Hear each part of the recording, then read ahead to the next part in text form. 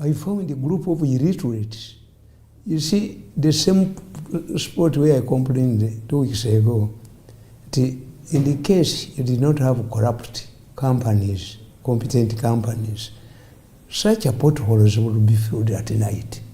Mwine ekimotoka ekikubatta etaala highway nayo bagisiba. Kakati your problem is you cannot find an engineer there. These are illiterates abafeedinga ku nfuufu. Muvungu bwabwe bwonna kuota nfuufu. Kakati when I need an illiterate is handling a tractor and he sees a line of vehicles parking, he consoles his illiteracy. Naye mulimu gwa maanyi nnyo nsiba n'abagenda mu ddwaliro n'abagenda okusoma. An engineer cannot do what these illiterates do. Balina okusiba oluguudo bakole. Andi nkugambye babikola kiro, ebibuga mu Europe babyoza kiro. When the traffic is low, naye bakuba top company. In fact, I've written a book about blocking the road. Back to the same mujini.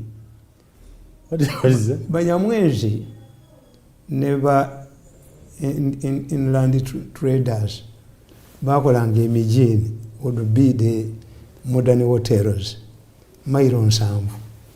Kakati kye bakolanga nga bano abasimbula bagupamamu baleka bagwonoonyeemu bannaabwe bayole omujini. Yes, it was a practice. Kakati kamanda yayinza ng'obbaga nti mukyagenze ne muyolamu bye mwakoze ekyo. Kakati everywhere you see back to the same mujini, the corruption they did 10 years ago is haunting them. Everywhere the mistakes are done.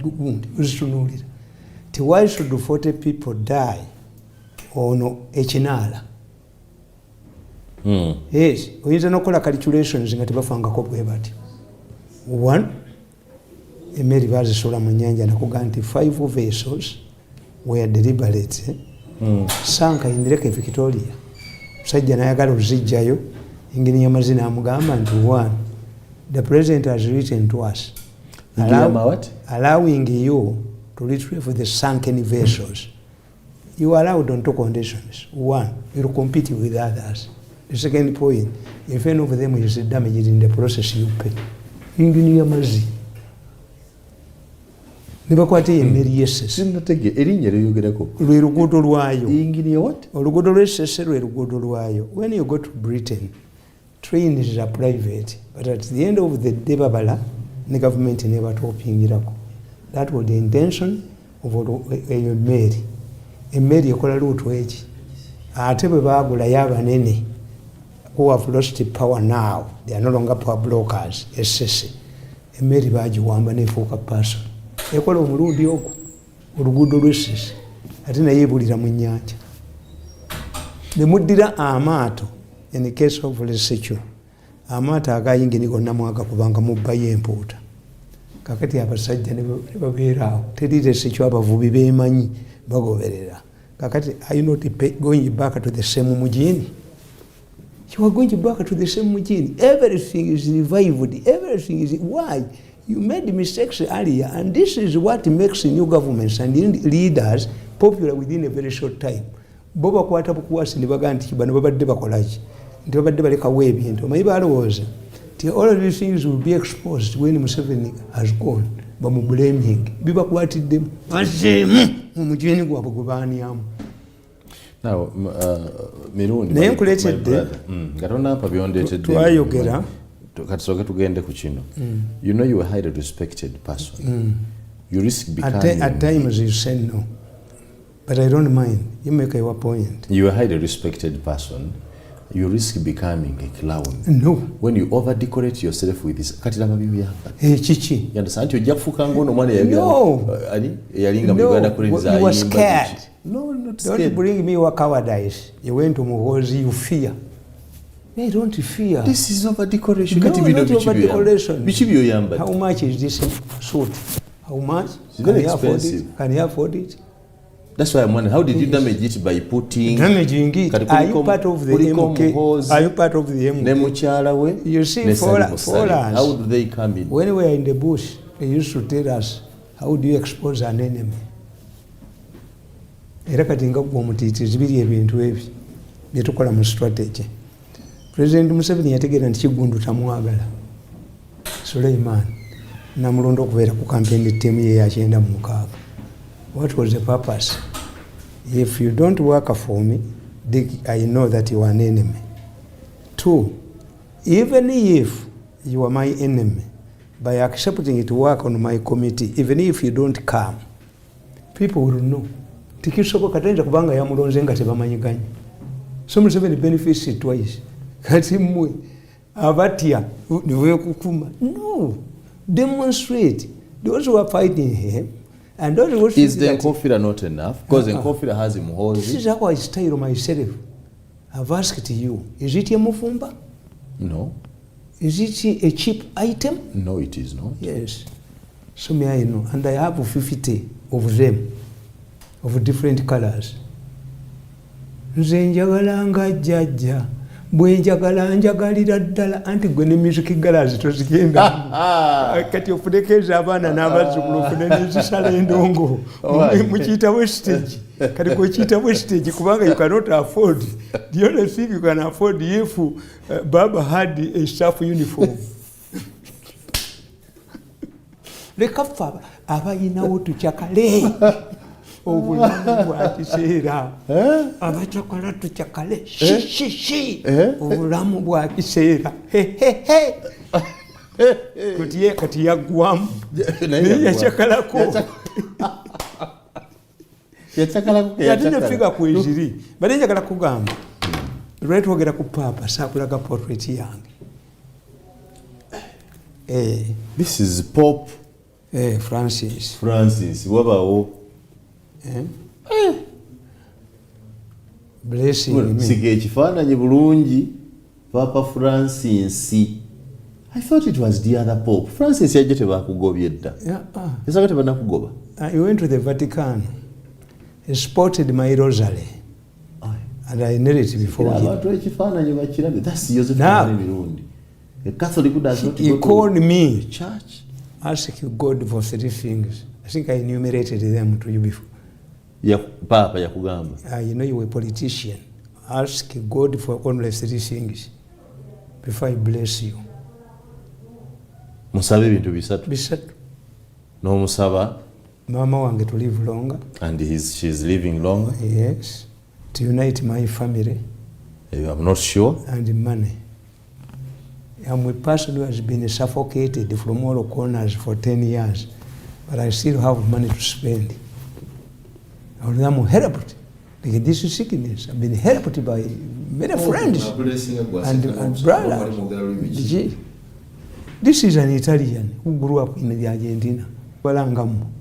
Abazungu abayitali baafuga Vatican emyaka 10 ne bamanya enywedde kati muleeta mu Poland ne bamuleeta kati muleete German. This is the religion. Yes, it's more because you are a religion which does not change. You are Catholic till death. I'm not a religious zealot. I'm not. The Rosary fights for peaceful battles. When it comes to fierce battles, I say the battles, I go back to my tradition.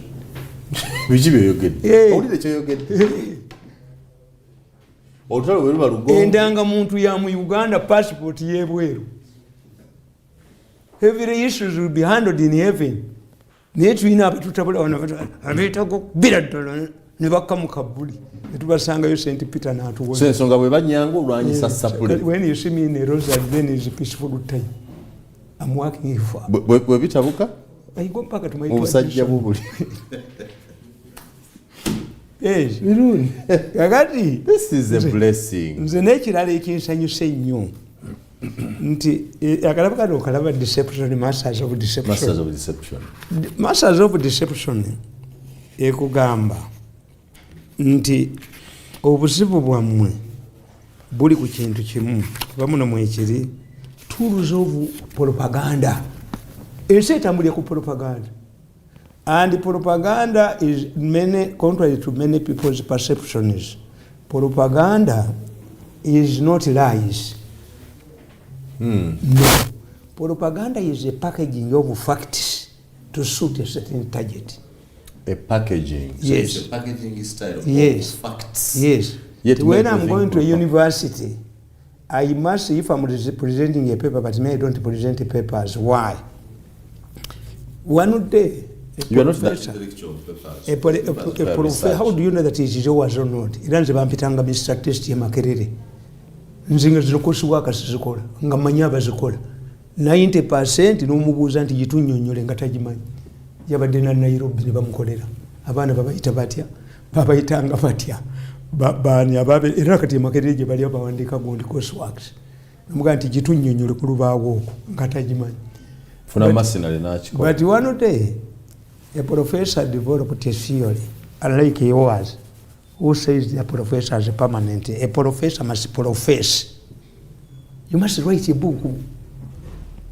Every year, Professor Nabu is so Professor and Professor and a professor is a university title. The moment you stop working, you're going to PhD. Dokita Kidu Makubuya. But once you're a professor, is a university title. Even in some universities in America, and become a professor. No. Nsibambi had no master's degree. He's benefited from the economic war professors. Agati nkugamba nti obote nakugamba we did not have qualified medical doctors at independence.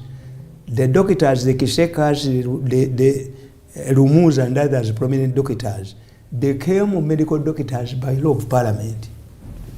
They never graduated. But a revolutionary said, this from assistant, medical assistant, you are now, through a resolution of parliament, you are full medical doctors. How many people did they kill? Really, Kakati professor developing a theory, as is mandatory. Nagendanga explaining at universities with easy driver. The driver grasped whatever the professor was saying. Namuga nti naye ni wano university nze kajogerenga professor guvuke driver. The man did it very well because having listened to the professor over time. Naye waliwo a stubborn student like Mirundi yamubuuza a complicated question. Namugamba that question is very minor. I don't need to waste my time on it. Let me call my driver to answer it. The right professor. There's so many papers. But when I'm preparing for university debate, then you must quote scholars. Museveni, don't quote Museveni. Museveni is not a scholar. Zero. Not because he's not a scholar. Kakati when you are going to a university, in fact, I had 2 titles in Makerere of political science. Don't joke with me. Many of my political science lecturers wanted me. They used to get information which they had not got earlier. By the paper Uganda. By the time we were there, it was a full package. Kakati bwogenda mu byalo n'obabuulira nti bwe nagenda e Bungereza tebagenda kuwuliza bagamba atwewanirako. If you are addressing a group in the village, quote what they know, what applies to them. You know what they mean. Kakati, no, you can tell them. At times people come to me and ask me, we have 4 NRM candidates.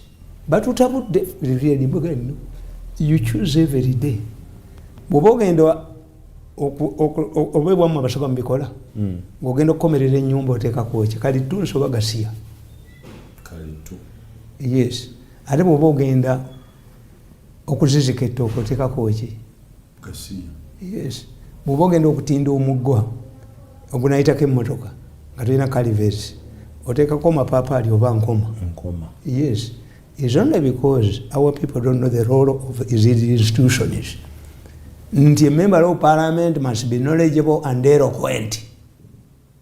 Where you have a half of your MPs who go through 5 years and atakolanga made in speech, belated answered Yolabi. Because mu byalo nze nabagamba nti omuntu ayagala okugenda mu parliament ajjeko mukunganya amasomero ga secondary school 6 agogereremu. People disappeared. Kakati nkugamba nti ekitundu kyemuyina mu Uganda propaganda. Abantu babazanyira ku kintu eki mwene mutekitegeera. Propaganda namwawulamu tuluzo propaganda bwe bakwatira soma wano tonjasise ekifaananyi kyange okitunuulira bubi afende none ekifaananyi ky'omukulu nze talineesize oyinza ekikwatirwa efitina waliwo abajja ne mubawo okolera omwana nga basuna musu ne basuna bbebi naye omulala nga takaaba nga amukutte ng'owamujjawe omwana akulereko ssanyu limutta kale kati ekitusomesa ngera kikubuulira kiki nsooke kusoma nsooke kutegeera tools of propaganda nsooke kusoma asooka osome kale tools of propaganda soma wotinga masters of deception by Joseph Tamale Mirundi yakawandiika ddi written on the Monday, completed on Monday 25th November 2013. This book is a personal gift to myself to mark my birthday. Mirundi knows his birthday. But I disagree with my mother over the age.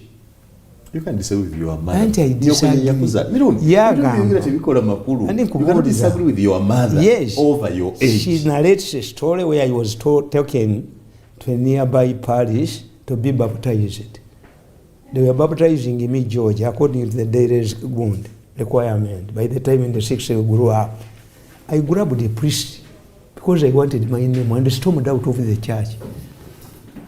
Kati omwana omuntu akitegeera ati. You are around 7. I was 3 or 2. How did I know my name? Kukyalo kwaliko omusajja nga muyita George Mmese. Abaana ku ssomero bampita Mmese. So I must have been born earlier than that. The book is 56 pages. Oba nali mugezi nnyo. Brain yali ekola mangu. Completed on Monday 25th. It does not indicate which bookshops you can find it. There are many. Bwe lwaki obufaako babugula babunoonya. Ati fa abawandiisi b'ebitabo olagawo we bagasanga. Ebyo biriwa watawandikanga na ku ddaame ng'oyikwera mu bandi. Buba brief, buba butono, precise. Ne bwotoma articles z'amawulire wakyaliyo ebinene bino ebyagundi byawandika scanning who has the time to read these voluminous books mbalaba nga babiwandika kigula emitwalo 10 ani akigula nga talya na mmere. Stick to one topic and write a priceable book, articulate and precise. Kwembagamba ganene gati ani agagula genda mu bookshop obuze byange ebirimu genda mu Uganda bookshop obuze byange ebirimu.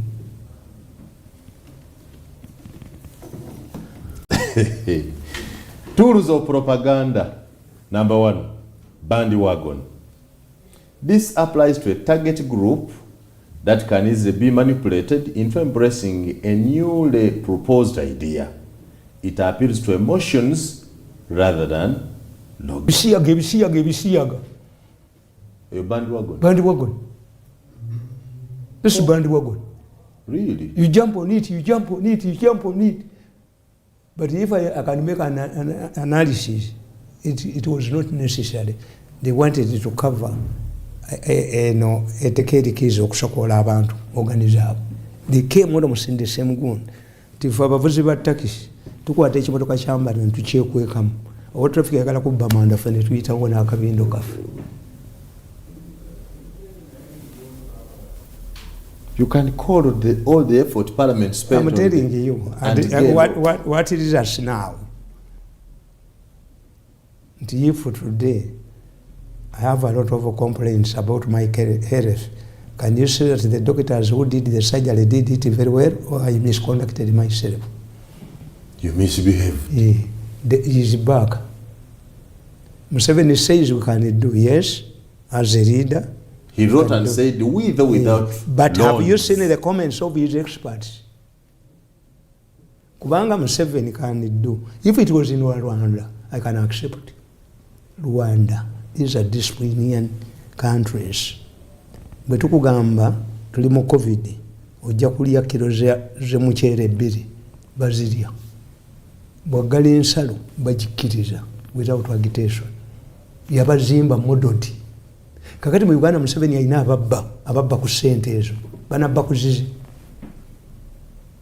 banabba kuzirwa kutezivuddewo kitegeeza service delivery bagenda kwongera okubba kakati omusajja yabadde alina apartment ze nga ziggwa asigadde abadde alina Central Bank amaliza apartment nga abuliza ebya Museveni naye nga Kazimba bwe nabaga nti Kazimba is facing financial challenges in his church ayagala agambe nti batumye sente okuva ebweru gavumenti emusasule nemuva gyona ekirivu ki ayagala okufuna sente mu gavumenti. These were the key players. Ate nga nabo baali babasonsesemu. Omanyi osobola okukola ekintu kiyitibwa reverse psychology. Omuntu omugezi asobola okukozesa ekintu naye yakifunamu. Tukiyita reverse psychology. Thinking that you are benefiting when you are not. Kakati obandi wagodi okitegedde. Anti nkitegedde. Yes. It's emotional. The law has passed on emotions. Yes. That almost. If I want, and you read. Nkuwe. Fancy branding. Yes. This is the second tool of propaganda. Yes. This is done to create impression that certain personalities are more gifted than others. Yeah. For example, the Ugandan media uses this tool to enhance political mileage to particular individuals who in turn can influence the target. Professor Nabwiso, George Kayambo Nulo, veteran politician Bidandisari, is opposing the removal of term limits and he predicts doom for Uganda. Rule of law general. Yeah. Rule of law general. Mu Uganda or international? Mu Uganda. The rule of law general. General rule of law. Elias Lukwago. Semumanyi. Elias Lukwago. Wali gambi. King. General. Atamayina kukuba kasale. So magwe. Kati soke tubale fans. Commercial break. Yeah. Tandika okusoma fancy branding. Yes.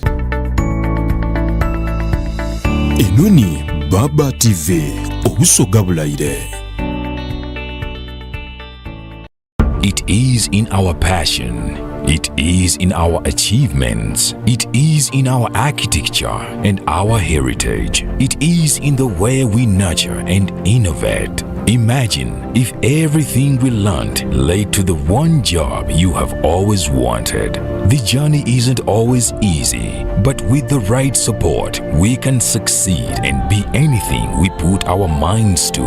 We come from diverse backgrounds, united by a single purpose, improving our lives through intrication and achieving more than you dreamt possible. Lubega Institute of Nursing and Health Professionals. Interviews for July 2023 will start on 14th July. For more information, please call 0772 460 130. Lubega Institute of Health Professionals. Enter to learn, go forth to serve. Olowooza okutuukiriza ekirooto kyo tukwanjulira Coral Coatings Uganda Limited bakolera langi ez'ebika byonna ow'omunda n'ewabweru. Langi gwe basiga mu texture n'ebika ebirala bingi nnyo. Emirimu gyaffe tegyenkanika. Jjukira nti amakaago ky'ekitiibwa kyo n'omutindo gwo. Tukwanjulira Coral Coatings Uganda Limited tukusembereza ekirooto kye. Waliwo abagamba nti okuyiiya emizannyo si muzannyo. Olina okwewaayo n'okukkiririza ennyo mu ky'oyiiya. Ate mwattu olina okubaayo n'omuntu akuyambako. Bro, you got this, okay? You need to fix all the discrepancies in your account. Hey, listen! No, you listen. All I want to do is be your friend. Naye olowooza omuntu ng'ekyo kimuli mu musaayi ebyo bimulya. Anti aba yazaalibwa kukola ekyo. Scene 5, take 2. Tega Pearl Magic Prime ne Pearl Magic Loco olabe emizannyo egyaffe egy'Abannayuganda ku DSTV ne GOTV Uganda kwokka. I killed George. Sigala ng'oyungiddwako olabe engero zaffe ennyuvu n'obuzannyo obunyuma nga bikoleddwa mu ngeri eyaffe ey'ekinnansi. wanje maama. Genda ku dduuka ondeetere Nisa hand and body lotion. Owulidde? Maama wuuno. Biki by'okoze bino naawe? Bino bye bampadde. Yitawo tugende tuddeyo. Yitawo tugende. Naam. Biki bino by'owadde omwana? Namutumye Nisa hand and body lotion. Kati laba by'otuwadde. Nisa hand and body lotion mulungi nnyo. Ayuuyuuta olususu n'ofuna enjawulo mu seconds 3 zokka. Ali mu flavors ez'enjawulo nga shea butter, lavender n'endala nnyingi nnyo. Nisa hand and body lotion atandikirwako agula 13 zokka. Nisa hand and body lotion asangibwa mu maduuka gonna ne supermarkets mu ggwanga lyonna. ab'ekitongole kya Southern Range Nyanza enkanya ekyeru nga balwana n'ekitongole kya Indo Africa Charity Society Canada ne Indo Africa Trust UK bategeka olusisi olw'ebyobulamu olubaawo buli mwaka olw'omukuzi ogw'ekumi olwa Uganda Medical Mission ku iddwaliro ekkulu ery'ebuwenge mu Jinja District okutandika ennaku ez'omwezi nga 7 okutuuka nga 18 omwezi ogw'omunaana omwaka 2023 wabaidde okukeberera amaino okwidandaba amaiso n'okukebera endowedde endiri mu mubiri wala n'okuwa abakyala obwidanda by'obwendawulo. Enteekateeka eno ya bwereere nga bino byonna biteebebwamu epiya aba kampani eyani ekyeru yawagira Baba TV, Tata ne Indo Africa. Tirilugaga cricket obo! Nga 24 September! David Lutalo live concert! Jatumye! Narongo! Abazimba Lugogoro bagenda okutegeera nti ekifo kyabwe kifunda! Silver emitwalo 2, gold emitwalo 5, ate platinum emiliyoni 3. David Lutalo live concert! Lugogo! Nga 24 September! Atolonga 3 September! Mukono Hotel! Nga 1 October! Masaka Maria Flow! Aberuwero! Wonna shinzo omutwalo gumu. Daudi Lutalo ajidde mu nkola mpya ya 5G optical fiber. Enendongesiwa kukira DNA. Daudi Lutalo nanyini eddoboozi erisinga okunyumira abantu. Ayimba ebikuli ku mutima. Atuyimbira ebigambo byaffe eby'omukwano. Bebi byonkola bebi. N'owulira ku cricket over wano maama. Tosuwa Nalongo. 24 September. Lugogo cricket over. Lujja kuba lwa Friday. Lunotinge. Biwagwidde Buganda kombucha drink. Roseful mattress. Ne. Asante tangawizi tea.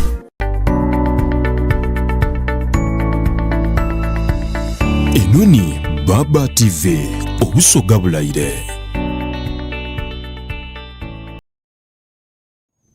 All right, we are back on air, not back to the same mujini.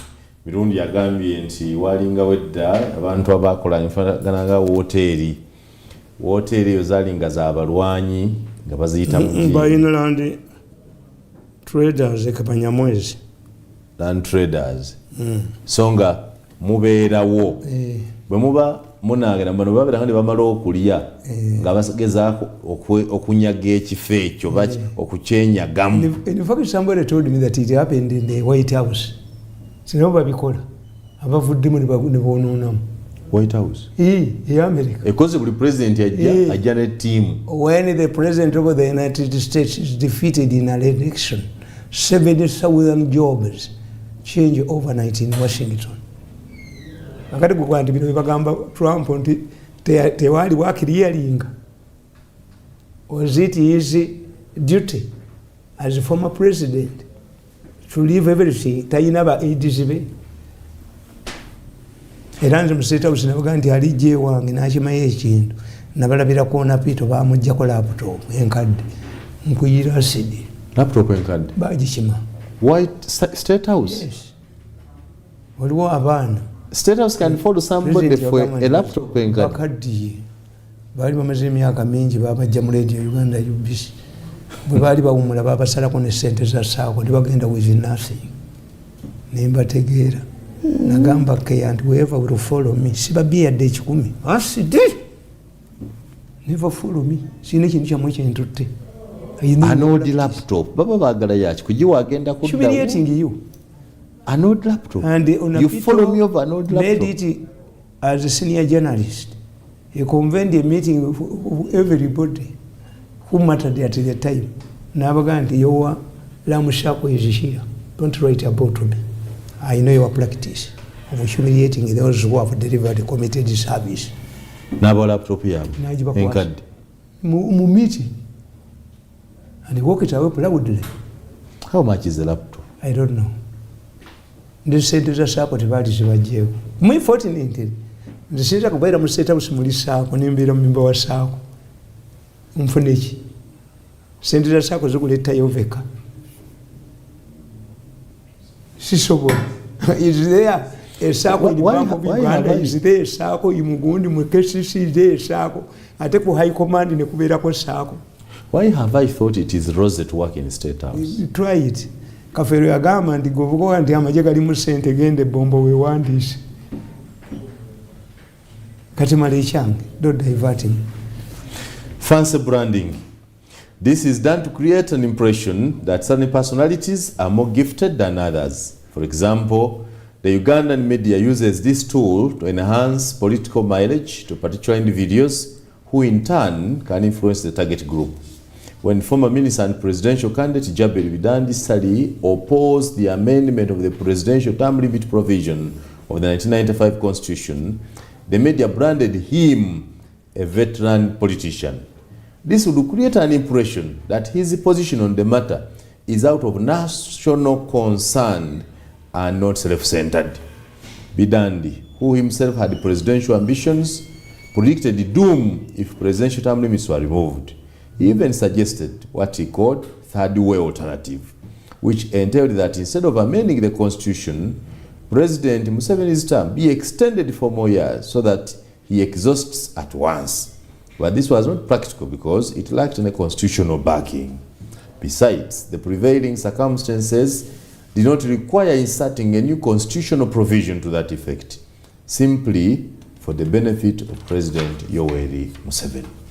The same Bidandi Sali had supported Museveni against Dr. Besigye at the time, but the media did not recognize his veteranship in politics because they thought it would work against their preferred candidate, Dr. Besigye.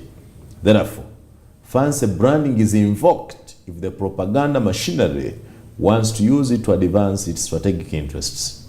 Several years later, what the veteran politician predicted about constitutional amendment has not come to pass. Subsequent events proved that he was paving way for his presidential ambitions. Besigye abamunita bamukubanga mu ovulo y'amagye Kano. Kakati bamukuba ebifaananyi. Obiraba. If you want to ridicule a person nga osoma photography, oyina bw'omukola. A thief oyina angle bw'ogikola. You tilt the angle of the picture. Kakati Besigye bamukuba akamba. N'ekifaananyi kye tekiri computerized. Tekyayita mu computer. Ng'obategeera fe abaabisoma. That's why. Oyaga nti batula ne babeerako ekyo ne bakiddeetinga. Abaavumanga muhoozi bonna ne bahandulinga olunaku lumu. Abajja n'ayisisi bonna ne bakuba olunaku lumu. Kuba nze mbimanyi. Nadamu esongo ala y'obungozi. Why? In politics, you must treat differently those who cannot compromise with your enemies. No muntu asaba government kyetasobola mu oyo omujoyininganga nti amanyi mugisha muntu tasobola compromising na government was humiliated. Kakati koni talabikako tasabangako government naye omuntu asaba kasa oga nti ngenze mu talks ngalayira kitegeeza ono abafunye, you are recognizing him as the president of Kenya. That's why you can go to beg from him. Yes. Gali amampaati gaweddewo ate lutaakoze ekintu kimu abagaa tiya gasi wa Museveni takola enkya ne bakomawo Makiveri akugamba use maximum force. Please don't preach that. Bwe bakulema duka. Don't preach that. Bakongo vule nchete bakomawo. Luta akuba bakongo vule nchete bakomawo. Bakongo vule ne baganti owomu yebase no owomu yebase. Ate 5 years agenda okutendeka we ekibinja ky'abakarenjini ekibisi emigo nga webakawaka owomu nga teyagenze. Bachiko Mirundi ebyo bikubira nnyo mufanya tear gas bakuba muntu kakongo barasobola kuva waka n'obuuza nti wano ne bakola.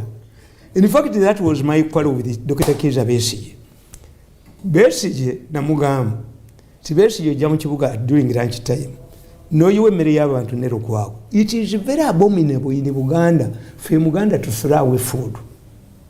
yajjanga kulanchi time. That's true. Yes. Bugante tusuula. Abakazi abakedde ku makya bagenda mu katale Nakasero ne beewola amatooke ne beewola ennyama ne beewola amanda ne beewola ebinyeebwa ne gundi fried fish. Sente bazibala lwaggulo ne bazaayo. Kati gwe bw'ogaana omukazi ono okukola n'ayiwa emmere, you have affected how many people? Gye yeewoze ku makya. Ne mugamba nti Besigye bw'otalifa kabootongo ojja kufa weetakula wairindi. Yes, it is abominable in Chiganda culture to throw away cooked food. Is it him worth throwing away?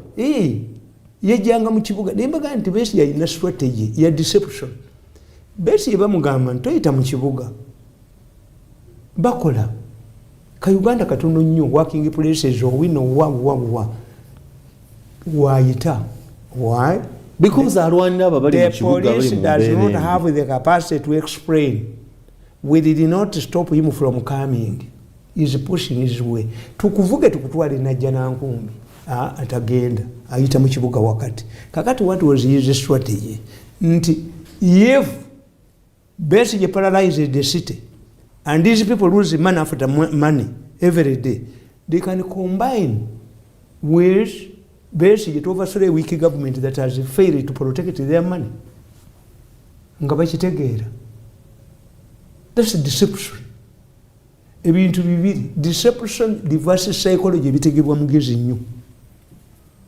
Bw'oba tobimanyi reverse psychology ne deception.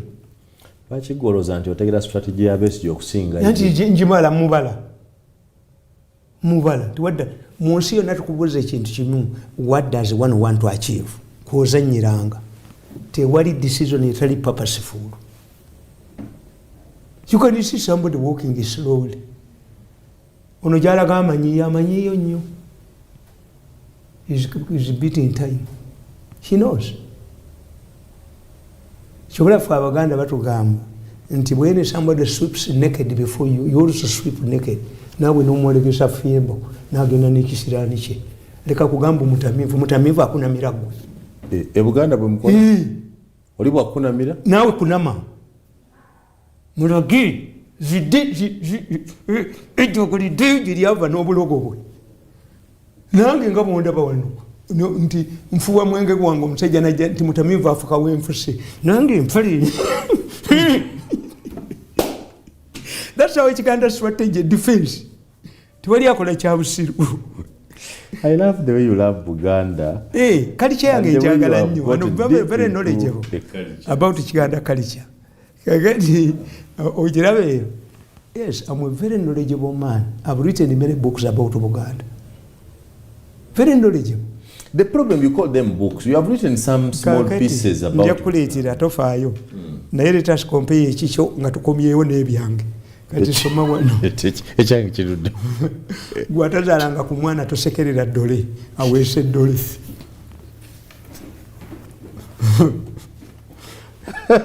Third one, we have right of belonging. This is a tool to appeal to chauvinism identity. In this method, the target group is made to believe that the matter is between our right to belong and those against it. They cannot impose on us homosexuality. As if it is an importation from Europe. May I see, when I read Buganda history of CS, okuvuga olupanga baluvugako, tuluvuga tuluvaawa. Nabega. Nakati. Wakati, is it a translation from English?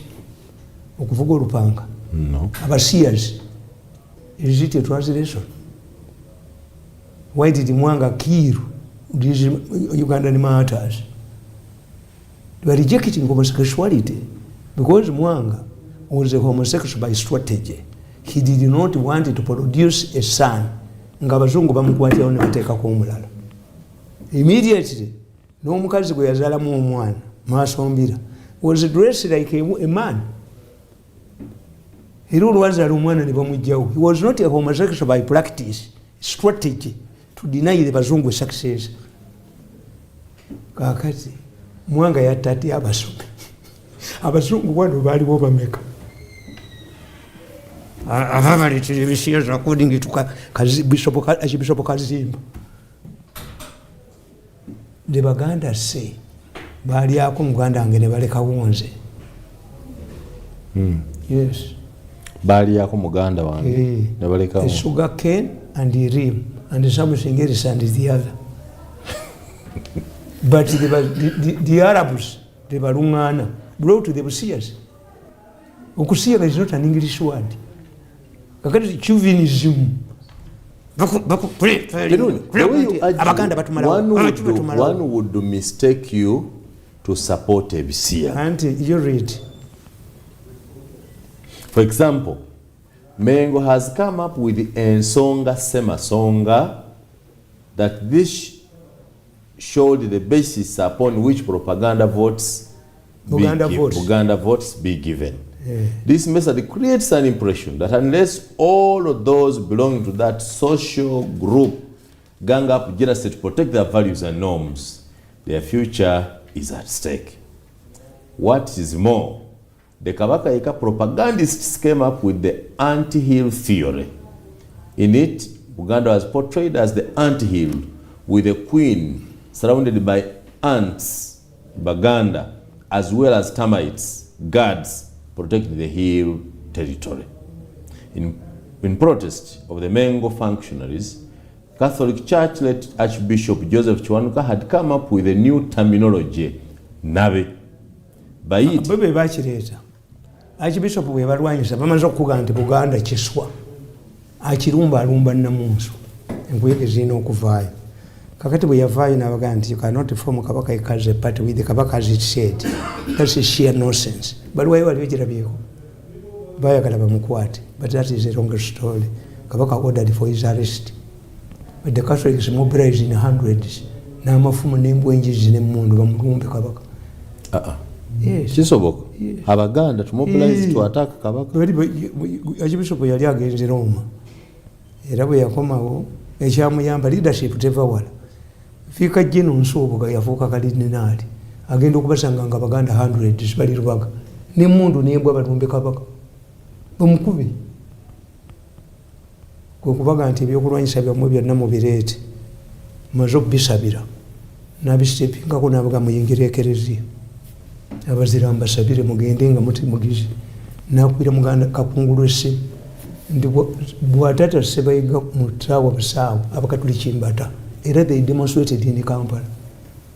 Mutese lirimu kyovula nti ekyo ekifaananyi kyerubaga bakireetere bakisimbawo protecting kereziya. Whenever the Catholic Church is in danger, it invokes the Virgin Mary. Tewakiraba ekyomulatini America mchira ekyo nga bazanyirayo mupiira omubbi yakiremerako abakazi abawala bagenda kukisaba goal balaba electric bill yakyo ng'erinnya ne bagaye kiki abawala bajja ne basaba kozi banywa amasanyalaze mu simu zaabwe. Ekyo ekifaananyi mu history yakyo I wrote a book nja kikuleetera. The Vatican gave me $100,000. You wrote a book about it. Amaanyi g'ekifaananyi ekyo kyolaba e Lubaga. Even when Oito Joko was going to attack Lubaga, nga Kayira asimbyewo emizinga, Obote ordered Oito Joko to avoid tampering with that kifaananyi. Are you sure? He knew. Mutesa went to the Vatican to apologize bakijjewo. Mutebi went to the Vatican with Katikkiro Semwogerere. Luwanga tried okukikyusa kikoleko endabirwamu ebyamutuukako wabiraba. Ekyo kifaananyi bakireeta nga li ekereziya enkadde emanju weenu. Kereziya yakwata omuliro nekisigalamu anebandi Mirundi. Bino binyogerako bya mu Uganda wandi n'emibiri ewala. Angenda kakuleeta akatabo The Divine Curse. Ekyo ekifaananyi ekyo omulokole yagenda n'akiyira acid n'akisimiyalinga n'acid. That's why Rwanga waliwo ne police. He went back. N'abagamba abeerubaga nti omukazi omuzungu ankubye oluyi. You joke with that portrait with the Virgin Mary. The statue of the Virgin Mary ukite kyakuzanya ekyo. Ne bababuuza ab'Emmengo, lwaki kitunudde mu lubiri mutwekobe nti ffe twakireeta kugoba bwamalaaya mu Kisenyi. Mu Kisenyi mwalimu bamalaaya abaziba. Toli omuganda waga nti ogwa kiziba. omuziba nga takuba luyimba lwa ggwanga naye yenga abanga kasiru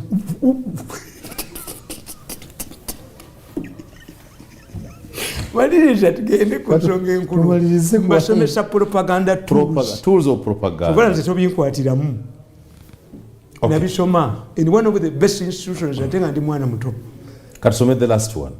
Constitutional tool. Propagandists also parade some people as more knowledgeable of constitution matters than others. Neherefi Museveni yalina badoctors be. My doctors told me, when you see Museveni attributing, doubting. Doctor, a person who can be in his laboratory, nga time agenda to change the ventilation system, oyo wabutandalo. Nabaga tewali researcher wano. Kujjako gwe. Research.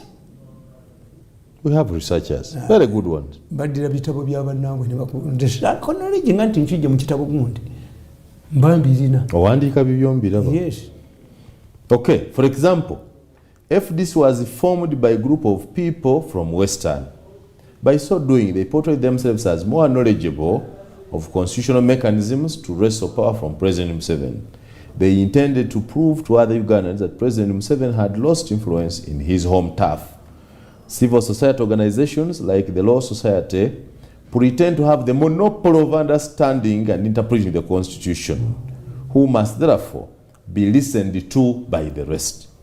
People like Professor George Kanyehamba, disgruntled university dons, are unnecessarily given wider media space in order to influence society. Yes. That's a constitutional tool. Anti bakuga anti bano bye bamanyi. Mirundi komanyi federal okusinga basajja b'emmengo.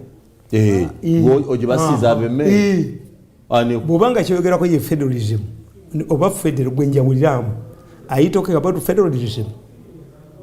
Federal. Bango ekicho kya federal kinyo. Eya Buganda eriyo ka federal FEDER of federal. Kiri yanti tikiriyo. Federal.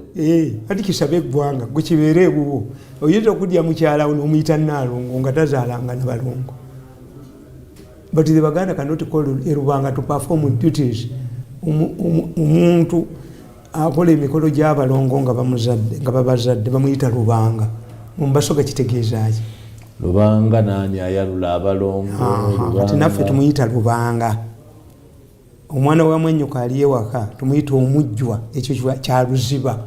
Omuyijjwa ayijjula enju. Who cleans the house? Ebyo wakati bimukwatako. Yasala bakojjabe ku bigwanga beetuze. Si waawo. Bwe bijogaba omukisa bimunyako muwunye ne bidduka. Omuyimwe ye mutamanyi. Oyinza okubeera mu family nga gwe mwava alimu. Kitegeeza emizimu gy'awakabulirwa egijjogaba emiyisa nga giraba kubalira kikufuuka bubuuzi. Gwe ne weewuunya mba byakwata oyo. Gwe bikutte bimala kumujja gy'abadde. Nti you can get a powerful man like a master's man ne bimuteeka ewaka. Oyo waabyo. Era bikuwoninga. Kunyomera asula mu nju kanyoomonyomo nze nja kutta nkwata omulala. Disobey myandisi. Naye ono muba tunuuliranga. That's why your life becomes omugezi ennyo ali mu family tatera kuba waamu. Ye akijjawa okujjako nga agoberedde bukojjaabwe. So you don't need to go to any. Kakati otegedde. Ntegedde bulungi. Nti tools propaganda. Using these tools. Using those tools. Yes. Nabawandiikira ki? Nabawandiika. Kana akatabo kapya nnyo. The power and the influence of the Basias. Tekanaweza mwaka. It's true. Yes. Kasome. Mistakes the anti-homosexuality groups have made. When you are fighting somebody, ninabenda babalwanyisa muhozi. First study his weaknesses and strong points. For Abaganda batugamba nti omukazi step mom yeyina omwana w'omuwala nga mubi naye nga ate step daughter mulungi nnyo. So these people wanted to marry the step daughter, and it is embarrassing in Buganda. In Buganda, when Babirye Nakato gets married before Babirye, very embarrassing. Why? Your elder brother oba younger brother ajja neyefuula awasizza babirye. Very embarrassing namutwala ewuwe. To give way for Nakato. Era oyo babiri golaba ekimubonyabonya yali mu parliament yabba omusajja wa Nakato ng'atidde okuswala yasigalewo. This is what is haunting her. They are not related. Omu ye Nakato no ye babiri, but they are not related. Omusajja yajja kuwasa Nakato ye babiri n'amubba. How did she deviate from her prosperous gospel career to meander into politics where she don't even do an impact? Because in Mocassins. A short break. When we return, we complete our discussion today with Joseph Tamale Mirundi. Enoni Baba TV obusoga bulaire.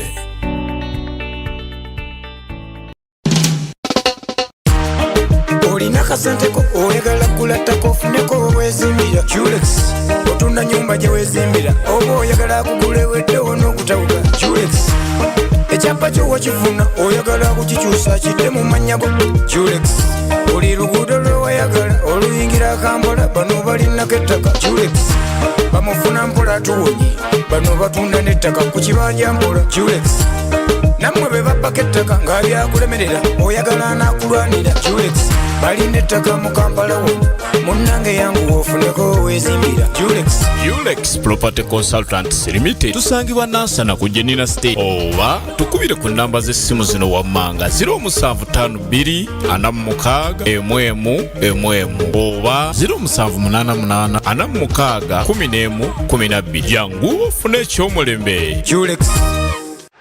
It's the Premier League, all on DSTV. All the goals, clashes, and moments.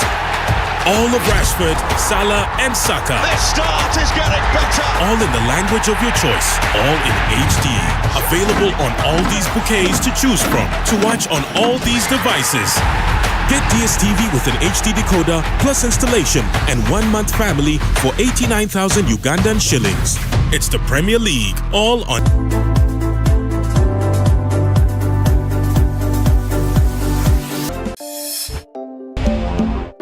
Maria!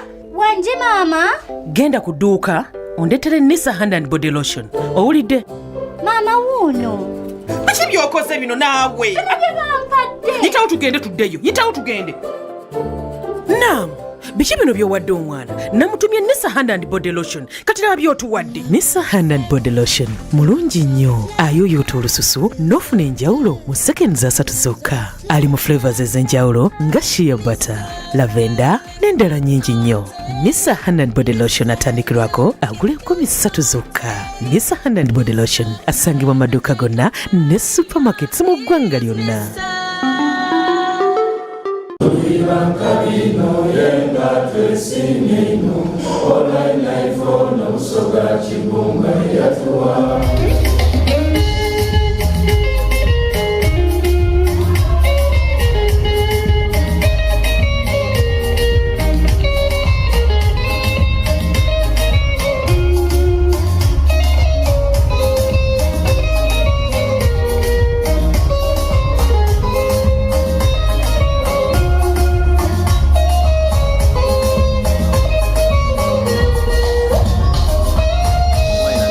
Sabiriye member of parliament nchikira abantu ba Bunya County South mu Mayuge district.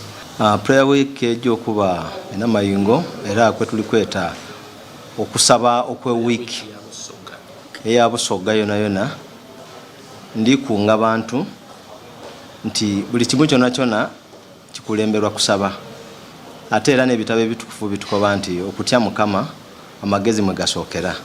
Tuzache tusobola kukola okulaba nga tukulembeza Katonda busoga okufaanana kikyeri tulina kwongera okusaba okwesabira abakulembeze okusabira abantu baife betukulembera n'okusabira eiwanga lyaife okuba nga litambula kubanga busoga bulido tukoba nti okwisanya n'amaani aya ate buli omu alina enzikiriza yayikirikizaamu n'abasiraamu nganze haji twaba n'abakatoliki twaba n'abalokole twaba n'abaprotestanti endikiriza dona bwe tukungana wala ne tusaba Mukama Katonda awulira abasoga mbakoba nti ndi kujja kubaayo era abana mayuge mwena ena mayingo tuli kujja nganze isabire ate chairperson wa Busoga Parliamentary Caucus mbakunga mwena abakulembeze bambazi ba parliament bona aba Busoga twena tujje tubeeyo twegayitire mu kusaba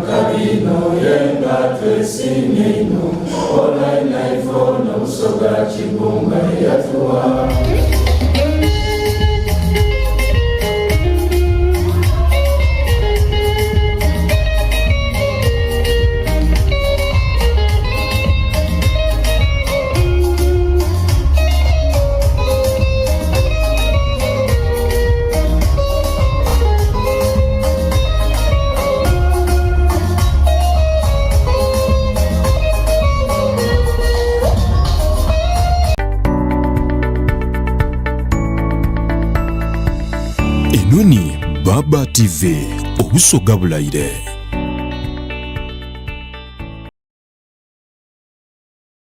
Toliko the big story ku Baba TV ne Joseph Tamale Mirundi edakika ziri 33 ezise kusaawa enyeze nkyalero tukyalina obudde tulina edakika nga 27 kakati olaba nti atagenda mu bandi wagoni lwaleero atagenda mu byamu nze mbeera ku future era obuto bwange ntira nti but the future will exonerate me kibadde tulonkubira simu.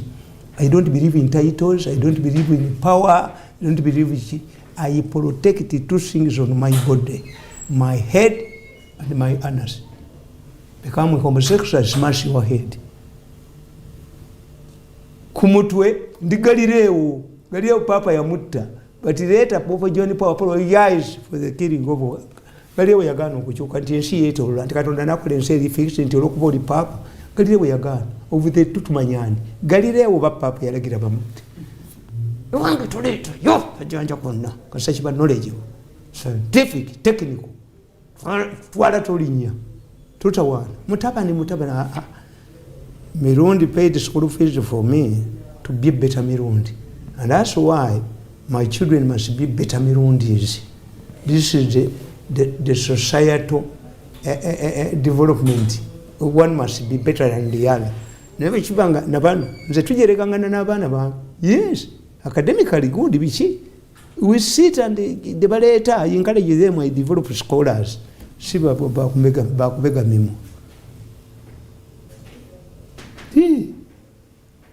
I'm developing a family of scholars. So when you know a technical thing, tumbulya bya culture. Ti omugenzi yafaala mite munabanga mungalo nga muli emmere ebyo si bya mugenzi nasoma hygiene tobikola ntambula butambuzi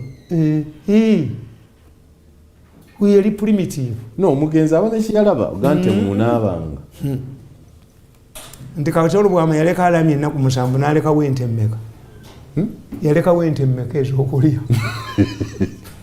baby road wapiyambo no yamanya kakati nze of all my families omulambo gujja gendayo n'ennyumba yange ey'omukyalo ekitegeeze nti nga 5 weeziri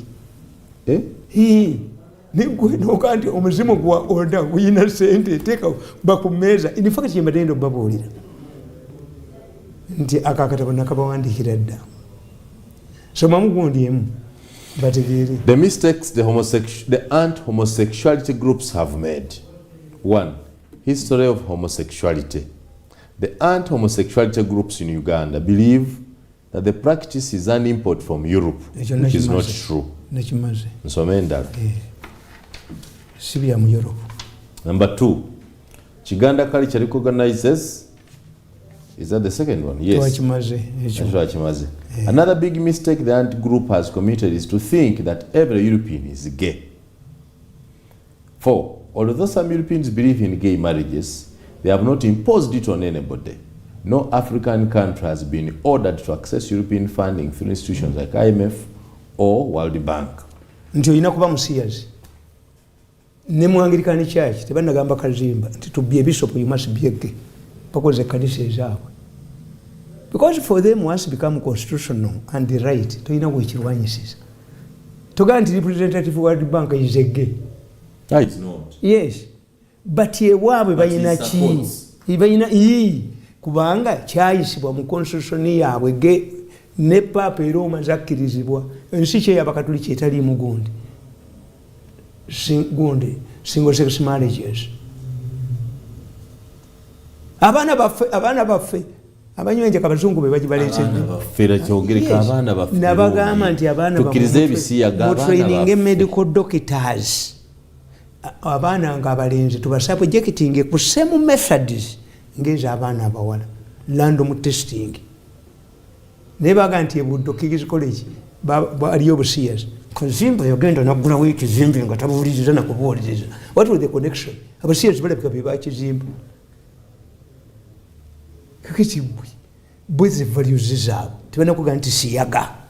Look what two people I found three tolerant. What is their catchment area? They may not tell you siyaga, but what is their catchment area? Their catchment area, their fishing area, our children. Even I live in a village of rampant thieves. My children cannot become thieves because of the village influence. You never know. What? Ewangu mutani wa Mirundi na baba shimanyi bazanyina abakazi abakadde bakole steal somebody's item. Don't see me at tonda bayo mu court. You don't even mention it. So ekyamutabani okola abakazi abakadde kyo tekikuluma. Yegula egondi ejambe yabajiwagala kujjenja pya bibi. Yes. Mirundi mutamali waawulira. That's what you're saying. Yes. Instead of condemning your son for going with old women, sugar mummies. Banyaffe batukuzanga nga n'omukazi omukulu ku kyalo nakiyombekedde enkwazi leeta waka kuba bafumbanga bulungi ennyo nga bakola ki nga tojja kuzaala. But a person from the university mukyozingire n'abakazi ab'okwagala. You have the right because as a parent to advise to limit him. Oba ayagala kuula akuule binkwatako akuule nga naye bwe bamukuula. What I tell him kutika ko condom junior eka yaliwo mu bato ate waliwo phase eno egenda okubeera nange mbukadde emyaka 2-3 bwe bali awo bayitirivu obutakuvaako ng'olwadde bwewati omanyi omwana omukulu yaba ayagala bagabana ebintu byo tewali bebi ayagala kitaawo afe. Baby tayagala abakulu baagala kyekituufu oli mutuufu. Abakulu baagala ogende abato tebaagala. Nabagamba nti mmwe mulampinza abazungu bonna nti basiyazi muleese etteeka ly'okutta mwenu muzino kootira muze bazanyiramu nti ebintu byahamu tubibbe ne batuula abasajja babiri. Tugenze tutya mu kakati gwe kitegeeza tewali agenda kukiriza sisitimu yammwe. Buli mugagga ajja kufuuka omusiyazi, buli mugagga ajja kufuuka ki. Kakati mmwe imukikkirize. But for me, I know Uganda cannot manage. Museveni kabadde asigazawo bwe kati nga babba ku kinene. Ekyebabbako bwe kinaabulawo bajja kutulya enkuta. Yes. Kasa ekibabba kinaabula. Ate when you hear the president talking and you hear, I was watching Manya Istanbul ngeno yonjiraba nga beexpertise bonna mu finance bonna bali panic. Where were you? You joined the bandwagon. Where were you? You shouldn't even. They know the effect. MPs, they know how big it will affect the country. Kati mwesibe enkoba twagala tulabeko. The cutting of funds by World Bank has led to the reduction of allowances for MPs. Bavuge boda boda. Bade okugali motoka ya milioni 3. Reduce MPs pay finance from World Bank projects. Express it. We want to see reductions in allowances, in salaries and expenditure, so that you make up for what you have lost. What of course that's maybe that's what Mr. Museveni meant when he said these people are hypocrites. Their families are in Europe. Let them tell us that when their children come back from Europe, they have adapted to the homosexuality practices. Abana bawe bali bweru. Je basomera bayina yamaka. Nabaga nti Canada bajja kutenganirayo. Bemugobi wano bali Canada na abamwe. Nikola ko street bagane mutingandireyo babagobeyo. Kakati obaba mutubule mtu examples. Nti abagundi abali Canada ba homosexuals. Abagundi abali ba America be bateko travel ban. Mwana wange bakoma overseas. Dabish. Solo ku example ndi mutawani wa Mirundi anaye munywi. Muchi. Mutabani wona yanywa. Nze ndere banza ala kitange yali anyweddeko. Omwenge. Bakwata mukulu wange nga anywedde. Ne bamutwala ku ssomero Mirundi ne bamugamba Mutamani w'omukubembe ngo ku parade ffe bwe tukola bano Mirundi yababuuza muyina bbaala wano yajja nago mu sweet case gwe mukulu w'essomero gwo gwe ngenda okukuba oyigiriza omwana nga omwenge. Yes. Do you have a bar here? No. Did he come with it in his sweet case? No, we checked. So who has taught my son? He almost grabbed the headmaster. Who has taught my son to drink beer?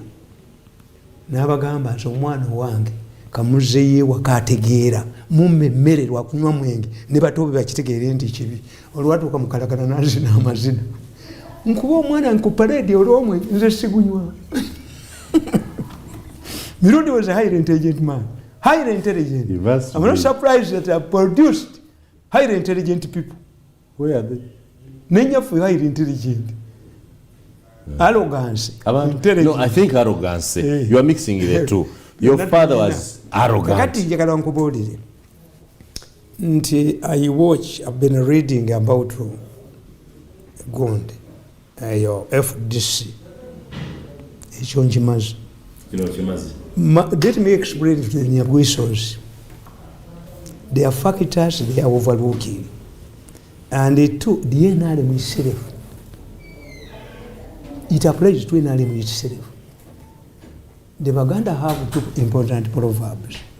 A Muganda advises a co-wife that when a co-wife sees a cane that their husband uses to cane the other one, he must hide it. Kitegeeza omusajja mukubi. Kyomugo okukubye mujja obwegoba mu nsonda. Gugyemu okukweke. Okukweka. Bw'oyinza okubanga obugole bwe bukyakwatidde omusajja butakola ki? Takuba. Naye ate Omuganda ga nti obugole si bumbejja. Obugole si buganzi. To be newly wedded and a lovely one, Omuganda explains the two. Two, Omuganda warns you. When you see troubles in somebody's family, don't laugh. Don't jubilate. Why? Enaku eyiyo eyinza okubanga ejjidde mu mmotoka nga eyono yajjidde ku booda yayanguye. What is happening in FDC can easily happen in NRM. Why? It's a question of succession. It's a question of money. No. It's a question of that money. No. Succession. Money is not a problem in Uganda. Wasoma kakatabo no longer it is. Yes. No longer it is. The Nigerians, Obi's father asked him, have they given you a job? The Nigerians used to refer to their central government as they. Their role was to steal as much as possible from it. Uganda gyetulimu gwatalidde ssente okubamba lumonde kuba buli omu ne bannaddiini bazirya. An installation of a bishop corresponds with Museveni's program. Because when Museveni comes, there will be a vehicle. Kanakaano okalabi oluyimbye enyimba bbiri kavumya kamiliyoni wayi baga nti vuma kamiliyoni akutwale wa Museveni. The highest achievement for a musician is to talk to Museveni. Naddayo n'ayavuwala baba mubbiramu. So is the succession battle in FDC? The succession battle is basically made a very big mistake, which others make, even in ruling parties. One, basically did not plan his exit from FDC. He did. He didn't. He announced. When managing a soccer team and managing a political party and a war share similarities. Kawoya was a powerful man in a sports club of Villa. There's a difference between a football club and a sports club. A sports club means many games. Sports club of Villa. Expressive for Sibianjaulo. But the people don't take the difference. Kawoya, George Faison Damalira, Mugabe and others controlled the Villa. Why? Because we had the money. The survivor is Mandela. Why? I think Mandela did not put much of his investments in a political patriarchy I saw Mandela once nga bamusibye ebijanjalo bibamaze okuteekamu ettaka and I cannot deny kuba muyina ku recordings yafuluma mu meeting nayogera Olusomaali lwa ssaawa namba naddeyo nabaga nti ekintu nkivuddemu wadde bansibye 5 billion abateekamu sente zibaga miliyoni 10 ezaava emengo zaava wa Mandela. It was rubbish. Kakati sente Kawoya nga akyazirina yagamba home ground yaffe Masaka awakana kuliwo sente financial muscle bwe yaggwawo Kawoya batandika kumuwuganira. Mandela yasigaddemu. Here's the money. You cannot control a political party or a soccer team nga tulina sigwe source of money. Basically, where was basically getting money? Yazijanga mu government mu banne abali bagala blocking opposition nazijja n'ebweru. The day he quarreled with Gordon Brown to allow Mbabazi bamukatingako sente. 2. The Western strategists tobanga aba Western bayina amagezi bafunye obugagga babadde mu power ebbanga ddene. Si kyakubaddukako tujja bategira Katonga tubajjeko ebintu byabwe tikisoboka. A combination of wealth, education, knowledge, exposure, yeah, cohesive era bayita ba Western. Faba Western. You don't know. It was civilization. Kakati Besigye batuuka ekiseera ne bagamba nti we don't need Besigye yajja bbiri gumu nga balowooza nti Museveni munafu. Subsequent events elections proved Museveni is strong. Strategy ya Besigye ne bagisuula nasafalinga 3 issues. Museveni is strong when he reeks. Kadaga mukazi we Winnie yali ayagala nnyo nabagambye nti omuntu abeera awo mu buto ne yeeyagaliza omuntu naye olina okuba nga osoma. Nti nze nalaba abaana bangi ku kyalo. Beni Kiwanuka. I even named mine in Beni. Yati mugezi nnyo. I admired Beni naye nga saamulabako. Kakati omuntu onaategeera oyinza okusanga abaana bangi nga babatuma Edward. Sir Edward Muteesa. Oyinza okusanga mu Europe oba mu America ng'omulangira wa Bungereza agenza okusomerayo abawala bonna balina abawala abalungi ne babatwala. Kakati Winnie Byanyima ayagala nnyo Winnie Mandela. Winnie Byanyima worked to become facility era bwe kyagaana ne kigenda yakolera nnyo Besigye. Kakati Besigye emaso ya sente n'emugwako. Besigye naggwebwako egundi mukyala we ye n'abikoowa. Kakati Besigye emirundi emeka najja nga asafalinga diminishing returns nga ne takyali mu equation taliimu ey'aba Western strategists taliimu. Kakati n'atuuka ku stage eya handing over. Ye kyeyakola Besigye teyeerekerawo. Ekintu kyonna bwe tuba tukizimba kibaako kkowa yaakyo. Kituufu. Bwe kiyite tribalism, kiyite religious gundi, kiyite ki. Naye ekintu ekinaawangaala kirina okuba ne besi yaakyo. Nti Abayitale baafuga ekereziya emyaka 10,000 ne baginyweza mu ngalo. Era buli balonda bakalidiinaali beerekeramu. Ani gwe bayisaamu tebakiyiwaayo gumu. UPC oba teyagiremerako. Era okumanya UPC oba temusajja mugezi. Ebibiina bigamba nti bironda. Delegates conference bwetuula all ogonde poster subjected to elections. Mu UPC si bwe kiri. Oba teyabagamba mulonda nze chairman president wa party ne mugenda. Is me to choose who works with him. Which is better. I think that's what control his party. Museveni we yakola secretary general we kati ya mulonda. Kasitako okiyingiramu. N'okireka Nagalaale. Ne bwe ziba families mu ordinary families mu temwagala byogerako. Nze ngenda mu family ezimu nendaba kukola erimu over the success. Nobayita nobabuuza. But is that not your brother? And he is our brother. Twakite mwagala abasikire. Ye asoma mu ddiini muno mu nnyumba mulimu lubaale ajjamuwa abalokola atutte. Selfish reason. Yes. Kakati ono yakwata ekibiina n'akiwa ba newcomers n'atasigala mu springs za asika. You don't have financial muscle. Ekiri important mu political parties ne mu other organizations. Consensus is dominance. There must be a dominant force. Kasawuliye nala munga kanti baffe tubikwata consensus. There must be a dominant. That's why I tell you, okufuna East African Federation mu East Africa will be difficult. Why? You don't have a dominant force. ECOWAS, Nigeria. European Union, among other. Germany, France, backed by who? United States of America. They feared that Stalin was going to sweep the whole of Western Europe with his communism. NATO, the standard weapon of NATO is an American weapon. The command of NATO forces must be American general. That's the standard. Yes, ekintu kiba Besigye beyawa era kyekibadde ku buhulu kyekibadde ku bakulembeze bonna ababonyebonye teyamanya rules za succession. You must have guarantors nti if these two want to humiliate you, what's your vocal formation? Nabwiso yali luddawo. Do they respect him?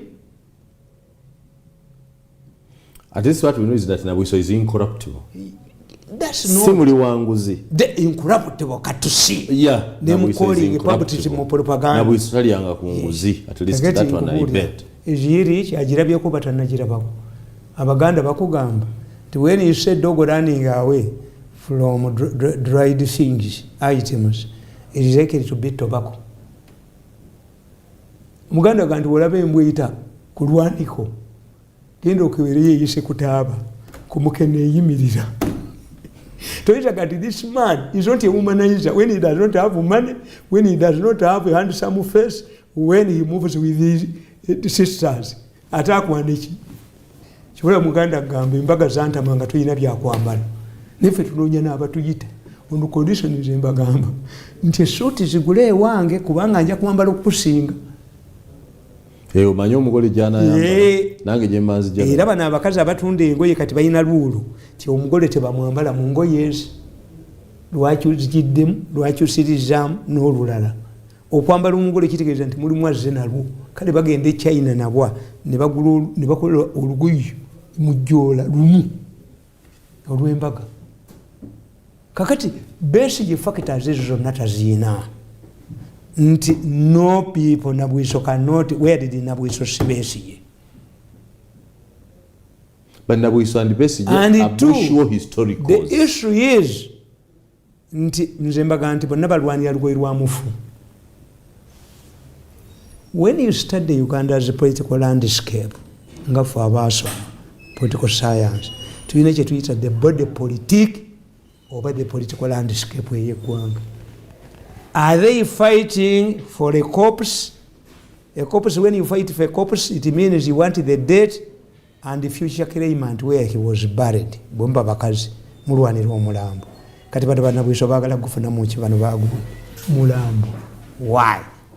Besigye kyendaba ekimulumamu nti alekedde ekibiina kye people who don't respect him teyakibala.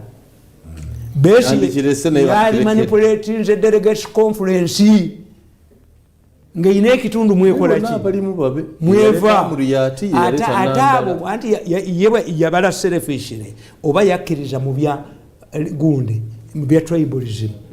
Tribalism enali mu mukyogeredde tribalism kazi we yagendako ne ku lunaku lw'abazira nanga nti abantu bonna abaninaanye banyendeemu. Did they change? It's the core. This is the core. Nemmenge erondamu abatali baganda nebaleeta eno. But do they dominate? Do they make baliwo negundi? Semajegero yaliko sipiika wa Buganda. Balimu bameka. Simulence. Naye kiri kikowa kyabwe kikola ki? Kisigala we. The big story ku Baba TV. Tamale Mirundi olwekyo bwegenze. Emboozi yaffe ejja kweyongerayo ku mikutu gyonna emitimbagano egya Facebook, YouTube ne wala wonna.